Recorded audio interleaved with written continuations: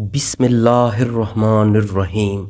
اے ایمان والو، آج ہم سنیں گے ایمان اور صبر کی عظیم کہانی۔ حضرت بلال حبشی رضی اللہ تعالیٰ عنہ کی، آپ رضی اللہ تعالیٰ عنہ اسلام لانے والے پہلے غلاموں میں سے تھے۔ جب آپ رضی اللہ تعالیٰ عنہ نے کلمہ پڑھا تو کفار مکہ نے سخت مظالم ڈھائے۔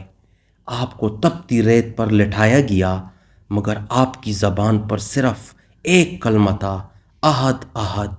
یہ صدا گونجتی رہی کہ اللہ ایک ہے۔ بلال رضی اللہ تعالیٰ عنہ نے دکھایا کہ ایمان دل کی گہرائی سے نکلے تو دنیا کی طاقتور بھی اسے جھکا نہیں سکتے۔ آخر کار اسلام نے ان کو عزت بخشی اور وہ اسلام کے پہلے مؤذن بنے، جن کی اذان سن کر مدینہ گونج اٹھتا تھا۔